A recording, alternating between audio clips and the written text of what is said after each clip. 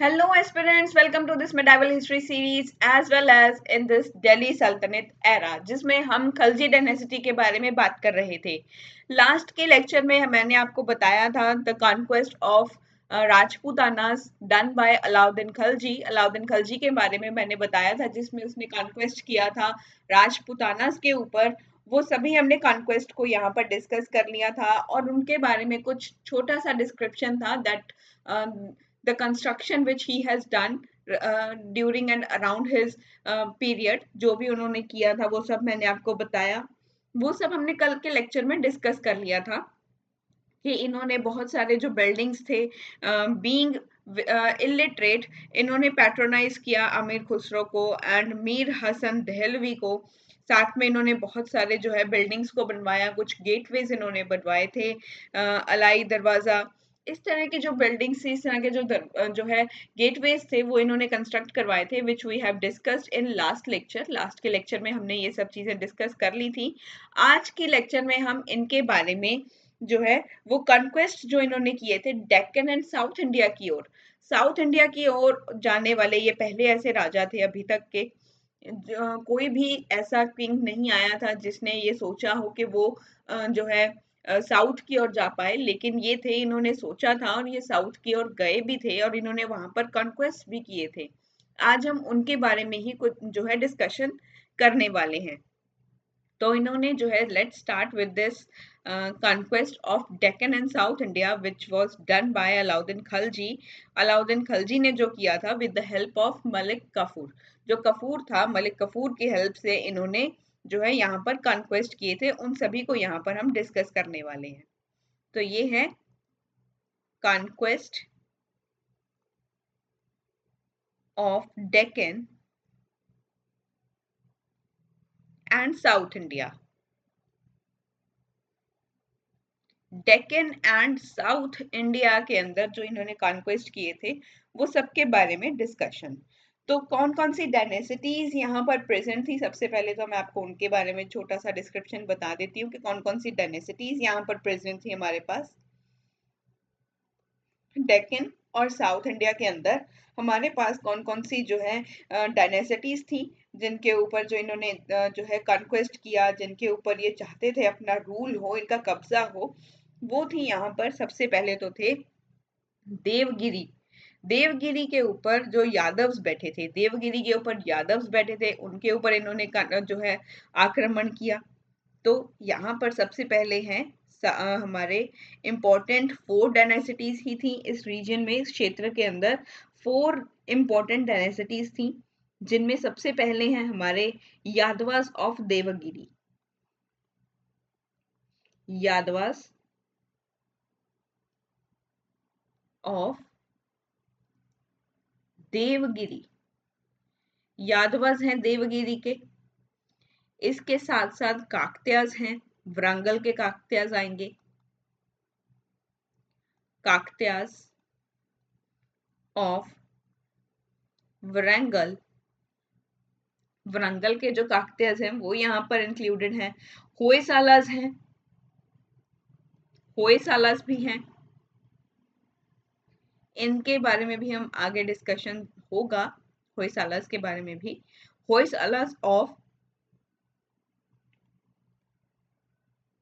द्वार समुद्र, बेसिकली हम इन्हें कंसीडर करते हैं कि होयसालास के ऊपर इन्होंने जो है अपना कॉन्क्वेस्ट किया था अलाउद्दीन खलजी ने। और साथ के साथ जो है पांड्यास हैं मदुरई के, पांड्यास ऑफ मदुरई।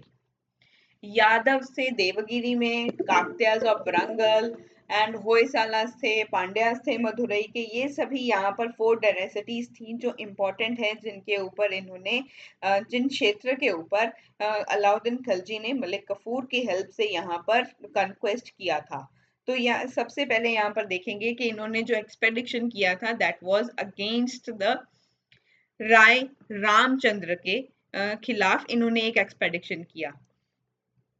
तो सबसे पहले हम यहाँ पर देखेंगे कि इन्होंने एक एक्सपेडिशन किया था विच वॉज अगेंस्ट राय रामचंद्र के अगेंस्ट था। राय रामचंद्र कौन थे? ये देवगिरी के ही रूलर थे। ये रूलर थे ऑफ देवगिरी के। देवगिरी के ये शासक थे। अराउंड 1306 की बात हो रही है। 1306 से लेके 1307 सीई के दौरान उस समय की ये बात हो रही है। It is about the time period that is 1306 CE से लेकर के 1307 सीई तक का यहाँ पर टाइम पीरियड हम देखने वाले हैं। तो यहाँ पर क्या होता है कि ये एक्सपेडिशन कर रहे थे राय रामचंद्र के खिलाफ। इसके अगेंस्ट में राय रामचंद्र रूलर थे देवगिरी के।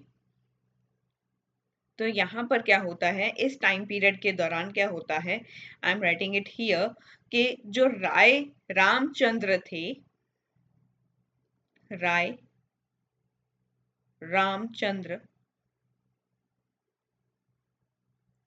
ये रूलर हैं ऑफ देवगिरी। देवगिरी के ये रूलर हैं। और इन्होंने क्या किया, इन्होंने अर्लियर सबसे पहले इन्होंने जो है प्रॉमिस किया, इन्होंने प्रॉमिस किया था सुल्तान को कि मैं आपको जो है जो भी आप ट्रिब्यूट बोलोगे, जो भी आप कहोगे वो मैं करने के लिए तैयार हूँ। तो ये यहाँ से ट्रिब्यूट लेकर के आते थे। ट्रिब्यूट मिलता था, किनको मिलता था? सुल्तान को मिलता था। तो जो सुल्तान था, ये सुल्तान को ट्रिब्यूट पे करने के लिए मान चुके थे। बहुत आसानी से इन्होंने कह दिया था कि यस मैं यहाँ पर आपसे वादा करता हूँ। सुल्तान को इन्होंने जो है वादा किया था कि मैं आपको यहाँ पर टैक्स पे करूंगा। जो ट्रिब्यूट था, जो टैक्स था, वो आप जितना बोलोगे वो मैं आपको जो है यहाँ पर दूंगा। आप जितना मुझे बोलोगे मैं उतना ही टैक्स आपको दूंगा। लेकिन इन्होंने ये वादा किया था, बट वादा पूरा नहीं किया। जैसे आप मिनिस्टर्स आपने देखते हुए, आप लोगों ने देखा होगा, जो भी मिनिस्टर्स होते हैं वो वादा तो बहुत ही करते हैं। उन्होंने बहुत ही बड़े बड़े प्रोमिसेस आपसे कर दिए होते हैं, लेकिन जब वो इन पावर के अंदर आते हैं, वो सभी जो है प्रोमिसेस जो उन्होंने किए थे, जो वादे उन्होंने किए थे, वो बाद में सब भूल जाते हैं। तो इसी तरह जो राय रामचंद्र है, इसने सुल्तान से वादा किया था कि मैं आपको जो है जो भी आप टैक्स बोलोगे मैं वो आपको ट्रिब्यूट के फॉर्म में आपको पे करूंगा। लेकिन बाद में ये नहीं करते, लेकिन बाद में ये नहीं करते, बट डिड नॉट पे दैट ट्रिब्यूट टू सुल्तान। तो यहाँ पर राय रामचंद्र जो हैं, ये पहले तो अर्लियर तो इन्होंने प्रॉमिस किया to pay tribute to Sultan, but इन्होंने दिया नहीं, बट डिडंट और डिड नॉट पे, लेकिन पे नहीं किया। उसके बाद क्या होते हैं, जो रामचंद्र हैं, रामचंद्र जो है अपने आप को सरेंडर कर देते हैं। मलिक कफूर वहां जाते हैं। मलिक कफूर के साथ इनका जो है एक रेजिस्टेंस होता है एक दूसरे के साथ। ये यहाँ पर जो है फाइट भी करते हैं। एक छोटा सा यहाँ पर एक रेजिस्टेंस होता है, लेकिन उस रेजिस्टेंस के दौरान क्या होता है, ये जो रामचंद्र हैं ये अपने आप को सरेंडर कर देते हैं। तो यहाँ पर ये एक, I will write only Ramchandra. Ramchandra यहाँ पर जो है लिटिल रेजिस्टेंस के बाद, लिटिल रेजिस्टेंस होता है टू मलिक कफूर। मलिक कफूर के साथ इनका एक छोटा सा जो है यहाँ पर एक रेजिस्टेंस हो जाता है। होने के बावजूद भी रामचंद्र क्या करते हैं, इसके बावजूद भी ये अपने आप को सरेंडर कर देते हैं। सरेंडर्ड हिमसेल्फ, ये अपने आप को सरेंडर कर देते हैं। लेकिन फिर बाद में जो है इनको एज अ गेस्ट की फॉर्म में, एज अ ऑनरेबली इनको ट्रीट किया जाता है। इनको जो है बड़ा ही सम्मान पूर्वक तरीके से इनका स्वागत किया जाता है। तो ये अपन जो है आत्मसमर्पण ये कर देते हैं। उसके बाद इनको जो है बहुत ही रिस्पेक्टफुली, ऑनरेबली इनको जो है इनको ट्रीट किया जाता है। इनको सम्मान पूर्वक इनका स्वागत भी किया जाता है। तो इनके जो है सरेंडर कर देते हैं। उसके बाद इतना इम्पोर्टेंट नहीं है कि भी इनको जो है बहुत ऑनरेबली इनको ट्रीट किया गया। दैट इज, आप एक कहानी एक बार यहाँ पर सुने रही, कहानी इंपॉर्टेंट है। इनको जो है एज अ गेस्ट की फॉर्म में रखा गया था अलाउद्दीन के कोर्ट के अंदर। अलाउद्दीन के दरबार में इनको जो है एज अ गेस्ट, एज अतिथि के रूप में रखा गया था। तो इनको एज अ गेस्ट की फॉर्म में इनको रखा गया था, guest at AK's court. AK के कोर्ट में इनको एज अ गेस्ट की फॉर्म में रखा गया था and was given a gift of 1 lakh tankas. तो इनको जो है एज एक गिफ्ट दिया जाता है, इनको गिफ्ट दिया जाता है ऑफ 1 लाख टंका का इनको गिफ्ट दिया जाता है। साथ के साथ इनको एक टाइटल दिया जाता है, एंड इनको एक टाइटल दिया जाता है, वो टाइटल है राय रेयान। राय रेयान, राय रेयान का इनको जो है टाइटल दे दिया जाता है। और इसके बाद आगे अगर हम बात करें, he was also given a district of Gujarat and one of his daughter was married to Alauddin. तो इनको जो है एक गुजरात का जो है एक डिस्ट्रिक्ट भी दे दिया जाता है। इनको जो है वो गुजरात का एक डिस्ट्रिक्ट भी दे दिया जाता है।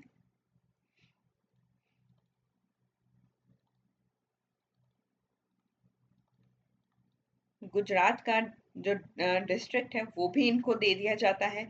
साथ के साथ ये क्या करते हैं, ये अपनी बेटी की जो शादी है वो अलाउद्दीन के साथ कर देते हैं। तो यहाँ पर रामचंद्र अपनी बेटी की शादी अलाउद्दीन से कर रहा है। रामचंद्र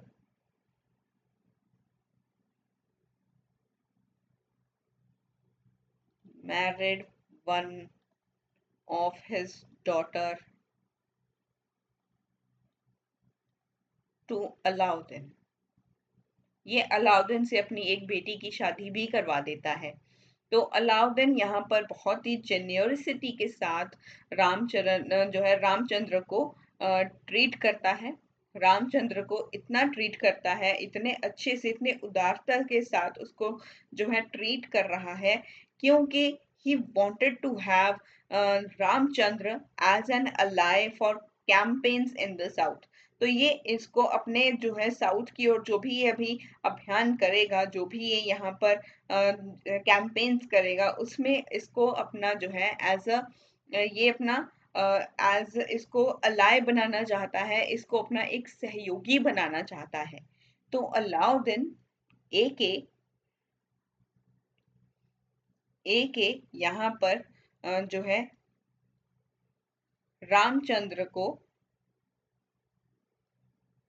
जो है ट्रीट करेगा जेन्योसिटी के साथ, बहुत ही उदारता पूर्वक इसको जो है वो ट्रीट करेगा, क्योंकि ए के वांट रामचंद्र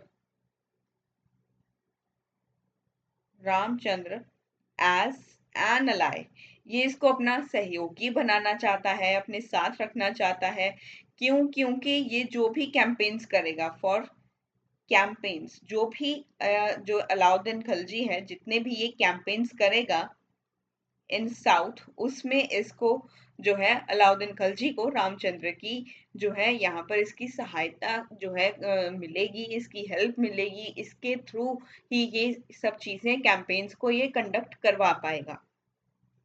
तो ये था जो इसने जो रूलर था देवगिरी के ऊपर, जो इसने कन्क्वेस्ट किया था देवगिरी के ऊपर, इसका जो इन्वेजन था उसके बारे में डिस्कशन था जो हमने किया। Next we will talk about here in around the time period of 1309।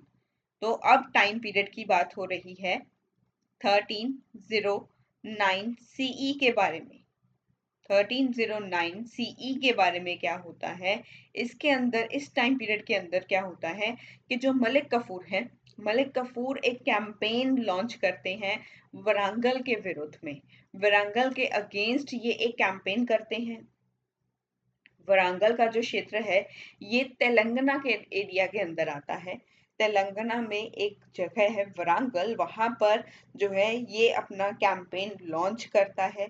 तो वरांगल के जो राजा हैं, वरांगल के राजा का नाम है प्रताप रुद्रदेवा। प्रताप रुद्रदेवा वॉज डिफीटेड, और वहां से ये बहुत सारे एनॉर्मस जो है money, the cash, the wealth, ये वहां से कलेक्ट करके लेकर के आता है।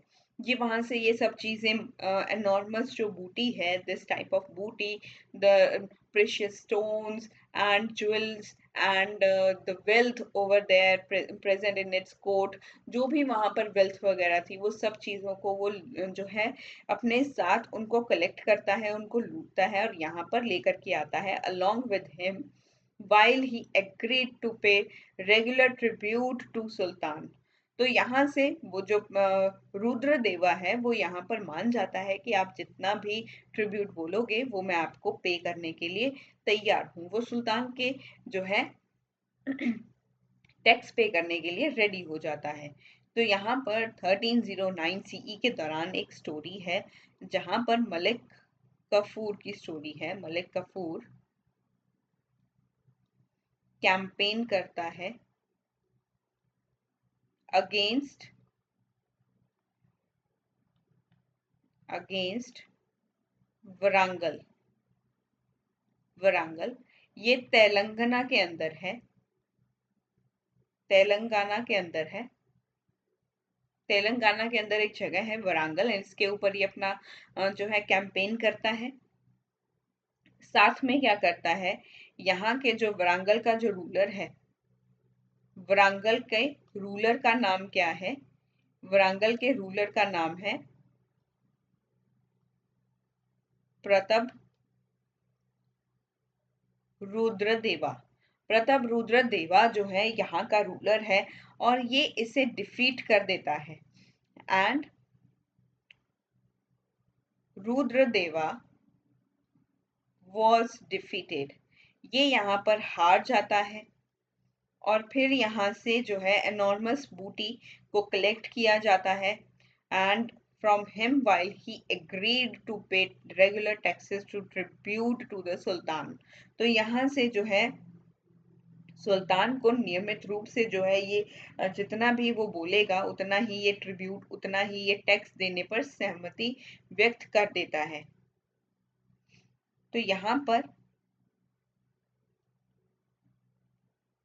एनॉर्मस एनॉर्मस बूटी जो है इसे कलेक्ट किया जाता है और इसके जो है एज अ रिजल्ट क्या होता है, जो रुद्रदेवा है, रुद्रदेवा वो एग्री करता है, एग्रीड टू पे ट्रिब्यूट टू सुल्तान। तो ये था 1309 सीई के बारे में जो हमने अभी बात की। अभी नेक्स्ट बात करेंगे इसमें, जहां पर मलिक कफूर नेक्स्ट अपना टारगेट लेकर के आता है। अब मलिक कफूर एक अपना अगला शिकार बनाता है होयसालास को। होयसालास का जो रूलर है वीर बल्लाल थ्री, वीर बल्लाल थर्ड जो है, इस ये टाइम पीरियड है 1310 सीई का, जहां पर होयसालास के जो रूलर हैं वीर बल्लाल थर्ड के को ये अपना मलिक कफूर अपना नेक्स्ट टारगेट बनाता है। तो इनको ये हरा देता है और यहाँ से भी a vast quantity of wealth and a booty was seized and sent to Delhi। यहाँ से भी उसे जब्त कर लिया जाता है, उसको भी यहाँ से जितनी भी वेल्थ है वो कलेक्ट करता है और उसे जो है दिल्ली की ओर, दिल्ली में भेज देता है। जो भी चीजें यहाँ पर ये कलेक्ट करेगा। तो next we will talking about the time period that is 1310 CE के बारे में बात हो रही है। तो इस पीरियड के दौरान क्या होता है, मलिक कफूर का अगला शिकार कौन बनेगा? अब मलिक कफूर इसका नेक्स्ट टारगेट है होयसालास। होयसालास के रूलर हैं, होयसालास का जो रूलर है उसका नाम है वीर बल्लाल थर्ड। वीर बल्लाल थर्ड जो रूलर है होयसालास का, मलिक कफूर इस रूलर वॉज डिफीटेड, इसको भी हरा देगा और यहाँ से भी वास्ट क्वांटिटी ऑफ बूटी इसे भी सीज करेगा एंड सेंट टू दिल्ली। तो यहाँ पर ये इस बूटी को सीज कर लेगा, इसको भी यहाँ से लूटेगा और दिल्ली में भेज देगा। तो Malik Kafur seized vast quantity of wealth और बूटी, जो भी वेल्थ है जो बूटी है उसको जो है क्वांटिटी ऑफ बूटी को यहाँ पर सीज करेगा और इसे जो है वो भेज देगा सेंट टू दिल्ली, और इसे दिल्ली में भेज देगा और दिल्ली इसे भेज देगा। तो इसके बाद क्या होगा, next we will talk about Kafur next marched against the Pandyas. अब पांड्यास के ऊपर जो है अपना जो है ये शिकार बनाएगा पांड्यास को। तो होयसालास के बाद ये किसे अपना शिकार बना रहा है, मलिक कफूर पांड्यास को, पांड्यास ऑफ मदुरई। तो ये बात है अराउंड 1311 सीई की। तो इस टाइम पीरियड के दौरान क्या होता है, मलिक कफूर अपना अगला जो है शिकार किसे बनाते हैं, वो बनाते हैं पांड्यास को। Malik Kafur versus Pandyas of Madurai. तो इन केस ऑफ पांड्यास एक डायरेक्ट डिसिसिव बैटल जो है ये नहीं होती है। बाकी के केसेस में देखा कि कोई ना कोई जो है बैटल हो रहा था, कुछ ना कुछ तो हो ही रहा था, या तो वो जो है लूट रहे थे या कुछ भी हो रहा था, लेकिन यहाँ पर ऐसा कुछ भी नहीं है। यहाँ पर एक सीधी बैटल नहीं होती है, यहाँ पर कुछ भी सीधा सीधा नहीं होगा, सीधा सीधा कुछ भी नहीं होता है, सीधा सीधा कुछ भी नहीं होता है, यहाँ पर भी सीधा सीधा कुछ नहीं हो रहा है। तो यहाँ पर क्या होगा, जो वीर पांड्या है, जो पांड्यास का रूलर है, पांड्यास ऑफ मदुरई का रूलर का नाम है वीर पांड्या। पांड्यास का रूलर का नाम है वीर पांड्यास। वीर पांड्या जो है वो अपनी कैपिटल की ओर भाग जाएगा, वीर पांड्या जो है वो भाग जाएगा, फ्लेड टू कैपिटल मदुरई। ये अपनी जो कैपिटल है, पांड्यास की कैपिटल है मदुरई, मदुरई की ओर ये भाग जाएगा एंड कफूर को जो होगा, जो कफूर है वो यहाँ पर लूटेगा, प्लंडरिंग करेगा as much as he could, जितना वो कर सकेगा, जितनी प्लंडरिंग, जितना वो लूट सकता है वो उतना यहाँ पर अब लूटपाट करेगा, उतनी ही लूट यहाँ पर मचा देगा, अपना यहाँ पर जो है चीजें लूटनी स्टार्ट कर देगा, इंक्लूडिंग यहाँ पर जो भी वेल्दी टेम्पल्स थे, जितने भी अमीर मंदिर थे, मंदिरों को भी नहीं छोड़ेगा, मंदिरों को भी लूटेगा, एज वेल एज जैसे कि अगर हम बात करें जो एक टेम्पल है चिदम्बरम में, उसको भी ये लूटेगा। तो वीर पांड्या जो है वो भाग जाएगा, क्योंकि पांड्यास का अभी सामना किससे हो रहा है, मलिक कफूर से। मलिक कफूर से वो डरते थे, वो डर कर पांड्यास का रूलर वीर पांड्या भाग जाएगा अपनी कैपिटल की ओर। तब क्या होगा, तब होगा जो मलिक कफूर है, अब मलिक कफूर क्या करेगा, ये प्लंडरिंग करेगा, plundered as much as he could, and यहाँ पर जो है प्लंडरिंग तो करेगा ही करेगा, एज वेल एज यहाँ पर जो भी वेल्दी टेम्पल्स थे, वेल्दी टेम्पल्स के अंदर भी ये जो है प्लंडरिंग करेगा, इनको भी लूटेगा। एग्जाम्पल के लिए हमारे पास है, एग्जाम्पल है हमारे पास यहाँ पर चिदम्बरम की। चिदम्बरम में एक जो है चिदम्बरम में टेम्पल है, उसको भी ये लूटेगा, चिदम्बरम टेम्पल को। यहाँ पर हमारे पास एग्जाम्पल थी वेल्दी टेम्पल्स की। और इसके बाद अकॉर्डिंग टू जो हमारे अमीर खुसरो हैं, अमीर खुसरो कहते हैं कि जो मलिक कफूर है, मलिक कफूर रामेश्वरम की ओर भी पहुंच जाएगा, रामेश्वरम की ओर तक भी ये पहुंच जाएगा। यहाँ पर भी ये जो है लूटता लूटता ये रामेश्वरम तक पहुंच जाएगा। तो ये अकॉर्डिंग टू किसके बात कर रहा है? ये अकॉर्डिंग टू अमीर खुसरो की बात हो रही है। तो अमीर खुसरो कहते हैं अकॉर्डिंग टू अमीर खुसरो, इनके अकॉर्डिंग क्या होगा कि जो मलिक कफूर है, मलिक कफूर ऐसे ही लूटता लूटता कहां तक पहुंच जाएगा? Malik Kafur reached as far as Rameswaram, ये रामेश्वरम के तक पहुंच जाएगा, रामेश्वरम तक पहुंच जाएगा। और यहाँ पर मलिक कफूर क्या करेगा? यहाँ पर ये बिल्ड करेगा एक मॉस्क, बिल्ड यहाँ पर एक मस्जिद बनवाएगा, एक मॉस्क बनवाएगा, और फिर यहाँ से वो दिल्ली की ओर वापस हो जाएगा। फिर यहीं से ही मलिक कफूर जो है वो रिटर्न करेगा, रिटर्न टू दिल्ली। यहाँ से वो दिल्ली की ओर वापस चला जाएगा। अपने साथ ये लेकर के जाएगा बहुत सारे एलिफेंट्स, हॉर्सेस और प्रीशियस स्टोन्स। कुछ प्रीशियस स्टोन्स लेकर के जाएगा, एलिफेंट्स लेकर के जाएगा, हॉर्सेस को लेकर के यहाँ से चला जाएगा। और सुल्तान जो है वो मलिक कफूर को अपना नायब की फॉर्म में जो है एज अ अपॉइंट करेगा। यहाँ पर जब ये वापस जाएगा, return to Delhi with elephants, horses, and precious stones. Precious stones, इन सब के साथ ये वापस चला जाएगा। फिर वहां पर जब वापस चला जाएगा तब सुल्तान इसे जो है मलिक कफूर को अपना नायब मलिक की फॉर्म में यहाँ पर अपने एम्पायर में एज अ अपॉइंट करेगा। सुल्तान अपॉइंट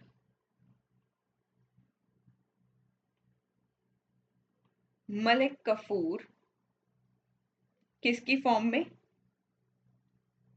नायब मलिक की फॉर्म में, नायब मलिक ऑफ एम्पायर, ये एम्पायर का नायब मलिक बन जाएगा। और इसे अपॉइंट किसने किया है? इसे सुल्तान ने ही अपॉइंट किया है, एके ने अपॉइंट किया है। तो आगे अगर हम बात करें, जो अलाउद्दीन की जो फोर्सेस हैं, इसकी जो आर्मी है, मलिक कफूर के अंडर ये कंटिन्यू करेगा to maintain a control over the Deccan kingdoms. तो डेक्कन किंगडम्स के ऊपर कंट्रोल जो है वो अब मलिक कफूर के अंडर हो रहा है। वो यहाँ पर सक्षम हो जाएगा इन सबको अपने अंडर मेंटेन रखने के लिए, इनको जो है अपने ऊपर जो है कंट्रोल रखने के लिए अब ये सक्षम हो चुका है मलिक कफूर। तो अलाउद्दीन फोर्सेस, AK's फोर्सेस और AK's army under Malik Kafur ये मेंटेन करेगी अपना कंट्रोल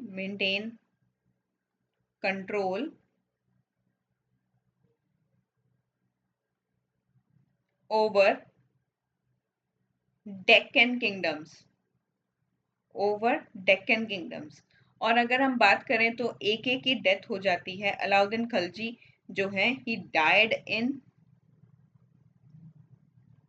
1316 सीई के दौरान, 1316 सीई के दौरान जो है अलाउद्दीन खलजी की डेथ हो जाती है। तो ये यहाँ पर जो है इनकी डेथ हो जाती है। इसके बाद जो है हम बात आगे के जो रूलर्स हैं उनके बारे में एक छोटा छोटा डिस्कशन है वो रहता है, उसके बारे में बात करेंगे। उसके बाद अलाउद्दीन खलजी का जो एडमिनिस्ट्रेशन है उसे सेपरेटली डिस्कस करेंगे। तो कुतुबुद्दीन मुबारक शाह आएंगे। तो अभी जो है अलाउद्दीन खलजी के बाद कौन आएगा? इसके बाद कौन आने वाला है? इसके बाद आएगा मुबारक शाह, कुतुबुद्दीन मुबारक शाह। ऑल्दो इनका टाइम पीरियड ज्यादा लंबा नहीं है, 1316 से लेकर के 1320 सीई तक का इनका टाइम पीरियड है। इसमें अगर हम बात करें following the death of Alauddin Khilji, जो दिल्ली सल्तनत था वो यहाँ पर एक कंफ्यूजन के अंदर जो है जा चुका था कि अभी कौन सुल्तान बनना चाहिए, किसे हम सुल्तान बनाएं, किसको ना बनाएं। वो सब चीज़ें एक डायलेमा के अंदर हम फंसे हुए थे। वो एक यहाँ पर कंफ्यूजन हो चुका था कि अब कौन होगा राजा। तो यहाँ पर अलाउद्दीन खिलजी की डेथ के बाद दिल्ली सल्तनत के अंदर यहाँ पर एक कंफ्यूजन आया हुआ था। एक अफरा तफरी सी मची हुई थी कि अब सुल्तान कौन होगा। तो मलिक कफूर जो है वो सिंहासन के ऊपर बैठ जाते हैं, लेकिन कुछ दिनों के लिए ही। इसके बाद जो है अलाउद्दीन खिलजी के बाद मलिक कफूर जो है वो खुद जो है एज थ्रोन के ऊपर बैठते हैं, लेकिन कुछ दिनों के लिए ही बैठते हैं, only to be disposed by Qutbuddin Mubarak Shah. तो लेकिन उसके बाद जो है यहाँ पर इनके बैठने के बाद लेकिन इनको जो है जल्द ही जो कुतुबुद्दीन मुबारक शाह हैं, जिनको हम कह सकते हैं जो है ये आकर के बैठते हैं। बेसिकली ये अलाउद्दीन खिलजी के सन थे। He was son of Alauddin Khilji. तो ये उनके एक बेटे में से थे। तो ये basically he was the son of Alauddin Khilji. ये उनके बेटे थे। तो यहाँ पर ये इनको सिंहासन के ऊपर बैठ जाते हैं। मलिक कफूर को ये उतार कर खुद बैठ जाएंगे, अभी जल्द ही ये बैठ जाएंगे, क्योंकि कफूर जो है वो यहाँ पर नहीं बैठेंगे। He is sultan for some days only, for a few days, for ज़्यादा समय के लिए नहीं बैठे हैं। बैठेंगे तो मुबारक शाह अलाउद्दीन का बेटा है। तो यहाँ पर ये मलिक कफूर की जो है बुरी निगाहों से बच निकला था, क्योंकि मलिक कफूर जो है वो राजा बनना तो चाहता था, लेकिन ये उसकी उसकी एक चाल थी। वो अब जो है अलाउद्दीन खिलजी के बाद वो खुद राजा बनना चाहता था। ही डजंट वांट दैट कि अलाउद्दीन खिलजी के बेटे आगे कुछ बने, वो ना बने। तो उसकी नज़र से बचने के लिए ये वहां से भाग गया। उसके बाद ये वापस आता है और उसे जो है सिंहासन से उतार देता है और खुद जो है वहां पर बैठ जाता है कि मेरे पिता बैठते थे, अब मेरा हक बनता है। I am the only choice and I am the perfect choice to be set on this throne of Delhi Sultanat. I will become the king. तो ये बाद में किंग बन जाता है। तो इसके बारे में जो है इतना ही इम्पोर्टेंट है कि कुतुबुद्दीन मुबारक शाह जो है he was the son of Alauddin Khalji, and he escaped from the praying eyes of Malik Kafur, and after that he declared himself caliph and took the title of Al-Wasif Billah. तो यहाँ पर ये जो है गद्दी के ऊपर बैठ तो जाते हैं, लेकिन उसके बाद ये अपने आप को एज अ कैलिफ डिक्लेयर कर देता है। मलिक कफूर कुछ दिनों के लिए ही बैठता है, लेकिन कुतुबुद्दीन जो है मुबारक शाह आता है और इसे जो है वहां से बाहर निकाल देता है और खुद जल्द ही जो है यहाँ पर सिंहासन के ऊपर बैठ जाता है। तो son of Alauddin Khilji declared himself. इनके बारे में ज़्यादा कुछ इम्पोर्टेंट नहीं है, ना ही कोई पूछने वाला है। ये इतने इम्पोर्टेंट कोई किंग नहीं है, इतने इम्पोर्टेंट नहीं है जितने अलाउद्दीन खिलजी थे, हमारे जलालुद्दीन खिलजी थे। जितने इम्पोर्टेंट वो थे, ये इतने इम्पोर्टेंट नहीं है। अगर आप इनको जो है एक बार सुने रहें तो ज़्यादा बेटर है। ये अपने आप को एज अ कैलिफ की जो है डिक्लेयर कर देते हैं, एंड ये एक टाइटल लेते हैं, टुक टाइटल ऑफ अल वासिक बिल्ला। तो ये टाइटल लेते हैं, अल वासिक बिल्ला का ये टाइटल ले लेते हैं। ये था जो है हमने डिस्कशन किया था कुतुबुद्दीन मुबारक शाह के बारे में। अगर छोटा सा कुछ डिस्क्रिप्शन रहता होगा then we will be discussing here.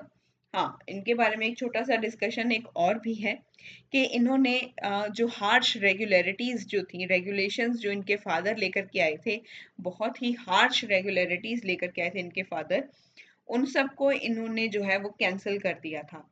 He cancelled the harsh regulations of his father.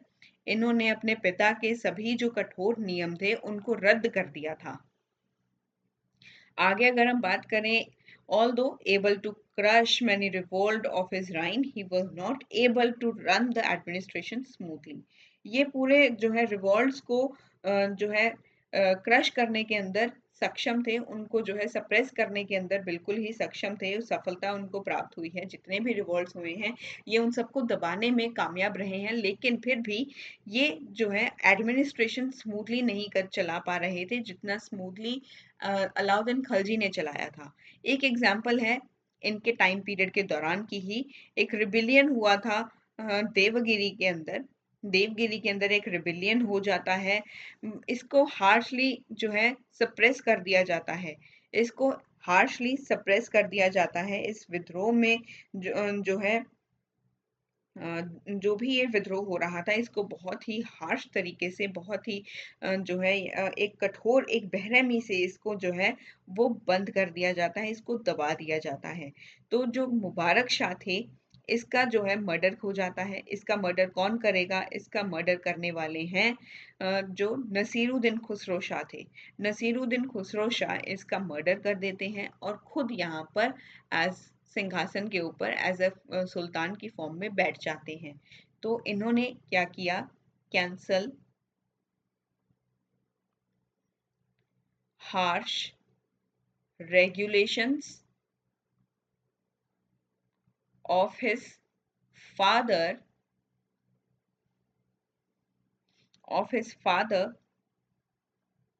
आगे यहाँ पर इतना ही इम्पोर्टेंट है, इनका जो है मर्डर हो चुका था, इनका मर्डर हुआ था, murdered, he was soon murdered. इनको जो है मार दिया गया था। एंड जो नसीरुद्दीन खुसरो थे उन्होंने ही इनको बेसिकली मारा था, उन्होंने ही मारा था बेसिकली इनको। लेकिन जो नसीरुद्दीन खुसरो थे, I will write only Khusro, Khusro जो है वो थ्रोन के ऊपर आकर के बैठ जाते हैं। तो ये थ्रोन के ऊपर आकर के बैठ जाएंगे, इनका जो है असैसिनेशन, इनको जो है मर्डर हो जाएगा। कुतुबुद्दीन मुबारक शाह का मर्डर हो जाता है। तो उसके बाद खुसरो जो है नसीरुद्दीन खुसरो शाह वो यहाँ पर आकर के बैठते हैं। तो नेक्स्ट हमारे रूलर हैं द लास्ट। ये भी इतने इंपॉर्टेंट नहीं है लेकिन फिर भी हम कुछ ना कुछ इनके बारे में भी डिस्कशन करेंगे। नसीरुद्दीन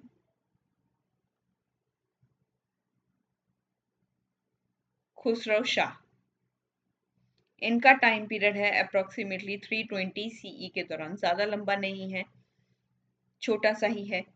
इन्होंने जो है अपने जो है मुबारक शाह इसको मार दिया था, जो हमारे फॉर्मर रूलर थे मुबारक शाह जो थे, किल्ड मुबारक शाह।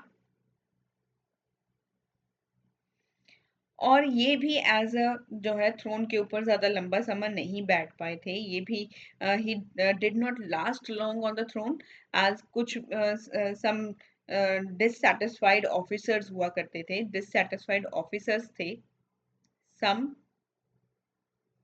डिससैटिस्फाइड, कुछ ऐसे ऑफिसर्स भी थे जो इनके काम से खुश नहीं थे, ना खुश थे, सेटिस्फाइड नहीं थे। तो डिससैटिस्फाइड ऑफिसर्स थे, जैसे कि ऑफिसर्स जिनको लीड किया था बाय गाजी मलिक। गाजी मलिक का नाम तो हमने सुना ही था, लास्ट के कुछ लेक्चर्स में हमने बात की थी गाजी मलिक के बारे में कि गाजी मलिक जो है वो ग्यासुद्दीन तुगलक ही हैं। तो गाजी मलिक जो है वो यहाँ पर इस डिससेटिस्फेक्शन जो हो रही थी, जिसको भी प्रॉब्लम हो रही थी, उन सभी को जो है वो लीड करने वाले कौन थे? उन सभी को जो है गाजी मलिक लीड कर रहे थे। अभी गाजी मलिक जो हैं, गाजी मलिक, गाजी मलिक गवर्नर हैं ऑफ दीपलपुर के, दीपलपुर के ये गवर्नर हैं। और इन्होंने ही खुसरो शाह को जो है मारा था। गाजी मलिक किल्ड नसीरुद्दीन। खुसरो शाह को भी कौन मारेगा? उसे गाजी मलिक मारेगा। खुसरो शाह को इन्होंने जो है मार दिया था and he ascended the throne, और गाजी मलिक जो है वो थ्रोन के ऊपर आकर के बैठ जाएगा। Ascended throne of Delhi,